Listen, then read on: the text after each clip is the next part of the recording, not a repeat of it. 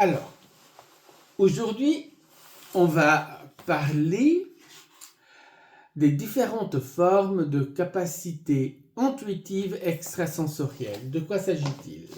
Il s'agit de nos sens. Donc, on a reconnu 5 sens, mais il y en a beaucoup plus. Je ne me souviens plus du nombre exact. Et ces sens, je viens de le dire, ces capacités intuitives extrasensorielles font partie de ces sens. Et est-ce que tout le monde les a? Oui, bien sûr, tout le monde les a, parce que nous sommes tous égaux, nous avons tous de la valeur infinie, nous valons l'univers, il n'y a aucune exception, il n'y a pas de hiérarchie. Maintenant, je parle de la réalité. Après, l'être humain a créé des hiérarchies, a créé des structures, très bien, mais ces structures, elles ne sont pas réelles, elles ne sont pas une vérité. D'accord? Il n'y a pas de hiérarchie, point. Il n'y a pas un être humain qui est au-dessus d'un autre être humain, sauf par rapport à des systèmes de croyances. Donc, tout le monde peut faire ça, tout le monde a ses capacités. Quelle est la différence? C'est le choix. Il y a qui choisissent d'utiliser leurs capacités et il y a qui les ignorent. Les deux sont des choix et les deux choix sont valables.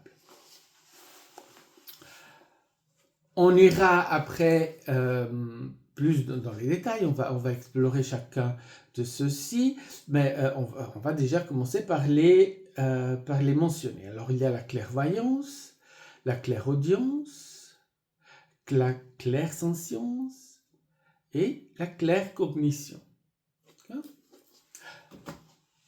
Alors, on a tendance à donner des définitions qui sont étanches. En réalité, ce n'est pas étanche parce que quand on utilise nos facultés, c'est en mélange. Et comme on a tous ces facultés, mais en réalité, on ne les utilise pas tous de la même façon. Toutes de la même façon. C'est-à-dire que c'est une question de dominance. On va être dominant dans une de ces facultés. C'est-à-dire clairvoyance. Je vois des images, je vois des choses. Voilà, qu'est-ce que c'est? Pourquoi pas les autres? Parce que c'est ça. Mais quand j'utilise ma clairvoyance, là-dedans, je peux avoir aussi la clairsentience qui intervient d'une façon ou d'une autre. Par exemple,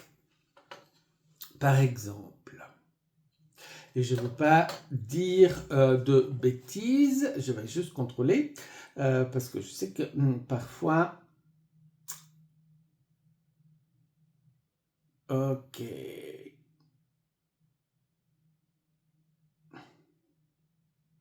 Donc, moi, je dirais, je suis dominant dans la claircognizance.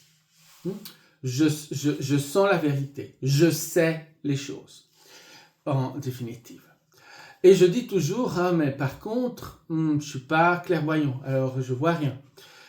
Et après, quand je dis ça, je me rends compte, c'est une bêtise. Parce que, en fait, j'ai des visions, mais j'ai des visions que je ne peux pas contrôler. C'est-à-dire que je me mets à méditer, je travaille, je fais des séances de soins, et je commence à voir des choses. Ça ne vient pas,